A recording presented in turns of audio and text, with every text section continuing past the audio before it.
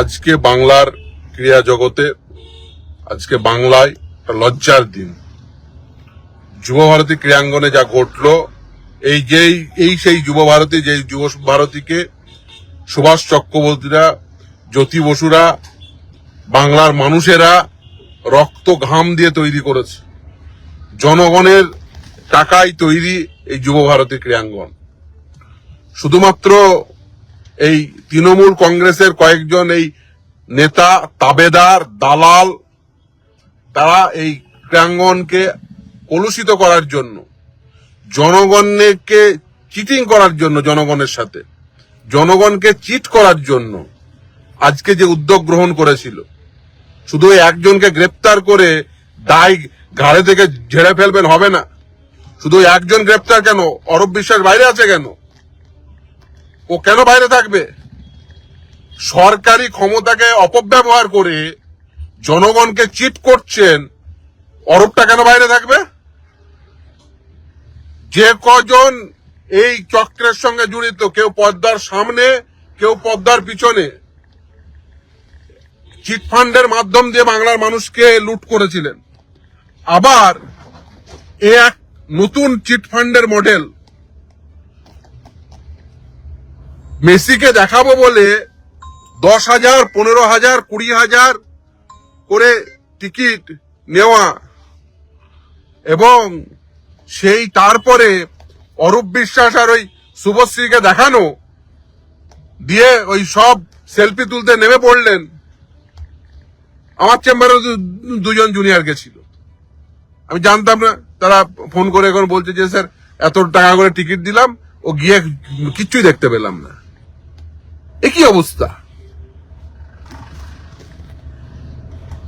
মেসিকে লোকে ভালোবাসে, বাংলার মানুষ ফুটবল ভালোবাসে, বাংলার মানুষ এর আগে মারাদোনা দেখেছে। আপনাদের মনে থাকবে, সে আকাশের দিকে চেয়ে বাজ পাখির মতো সেই দুই হাত বাড়িয়ে দিয়ে সুভাষ চক্রবর্তীর সময়ে সেই মারাদোনা, সেই ছবি, গাড়ির উপরে চাপা সেই ছবি, বাংলার মানুষকে সুভাষ চক্রবর্তীরা মারাদোনা দেখিয়েছেন। কোনোদিন তো কিছু হয়নি। এই 10,000, 15,000 টাকা করে টিকিট নেওয়া হতো। একই অসভ্যতামি। যেমন চিট ফান্ডের মাধ্যম দিয়ে বাংলার মানুষকে লুটেছিলেন, এই তৃণমূলের এই লোটার নতুন সংস্কৃতি। এরা এই আসলে একে গ্রেপ্তার করে এই যে জনরোষ তৈরি হয়েছে, সেখান থেকে বাঁচিয়ে নিলেন। নাম্বার 1, নাম্বার 2, এই পয়সা ফেরত না দেওয়ার জন্য, শুধু ওই টিকিটের টাকা ফেরত না, এই স্টেডিয়ামে যা ভাঙচুর হয়েছে, এই স্টেডিয়ামে যা ক্ষয়ক্ষতি হয়েছে, সব এই আয়োজকদের কাছ থেকে তুলতে হবে। শুধু তাই না, যারা যারা এই দেখতে এলেন, তারপরে যে 15,000 টাকার টিকিট কিনেছেন, সে মিনিমাম 30,000 টাকার আদায় করে ছাড়বেন। তার কারণ, তার যে মানসিক পীড়ন হলো, মেন্টাল হ্যারাসমেন্ট, তার যে বাড়ি থেকে যাতায়াত, তার যে এক্সপেকটেশন, সেই সমস্ত কিছু ধূলিসাৎ হলো। যে 15,000 টাকার টিকিট নিয়েছে, সে 30,000 টাকা করে আদায় করবেন। যে 5,000 টাকার টিকিট নিয়েছে, সে 10,000 টাকা আদায় করবেন। ডাবল দিতে হবে। তার কারণ, এই যে মানসিক উৎপীড়ন, এই যে তার এতদিনের প্রত্যাশা, এই সমস্ত কিছু। ফলে এই যে একদিকে তৃণমূলের এই নেতারা মাঠে নেমে গিয়ে সেলফি তুলছেন, আর আরো অনেক কিছু শোনা যাচ্ছে, সেলফি তোলার জন্য নাকি কতটা লাখ টাকা করে নিয়েছেন। এ তো বেশি মানুষজনকে চিট করেছেন। এই যে গণ চিটিং, শুধুমাত্র গ্রেপ্তার করে ওকে ওই বাঁচিয়ে নেওয়া। বেসিক্যালি এই অরূপের সাথে এই প্ল্যান প্রোগ্রাম করে অরূপ, মমতা বন্দ্যোপাধ্যায় ভোটের আগে এই জনগণকে আবার লুটার বন্দোবস্ত করা। কে এনেছিল, কিভাবে এনেছিল, কার সাথে কত টাকা চুক্তি, কিভাবে সেই টাকা দেওয়া হয়েছে, কত টাকা আদায় হয়েছে, সমস্ত কিছু। কারণ এটা এর সঙ্গে জনগণ যুক্ত। সরকারকে ব্যবহার করে, সরকারি ক্ষমতাকে ব্যবহার করে এই কিছু মানুষজন এই অনুষ্ঠানের নাম করে এই যে দালালি করা, তৃণমূলের এই কিছু দালাল হয়েছে, এই অরূপ বিশ্বাস সহ এই কয়েকজনের একটা দালাল চক্র। সেই দালাল চক্রের জন্য এত মানুষ প্রতারিত হবে,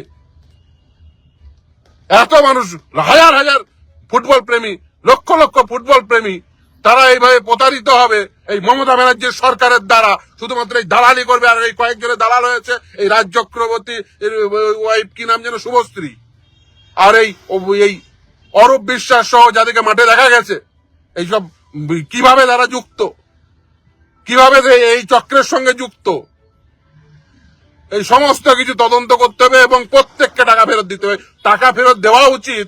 ওই পুলিশ কমিশনার বলবে প্রত্যেককে টাকা ফেরত দিতে হবে, এবং যেই প্রত্যেকে যদি টাকা ফেরত না হয় নিশ্চিতভাবেই আপনার টিকিট রেখে দেবেন, প্রত্যেকে ক্লেম করবেন, না হলে আইনি ব্যবস্থা। অবশ্যই টাকা আজকের মধ্যে সকলকে টাকা ফেরত দিতে হবে।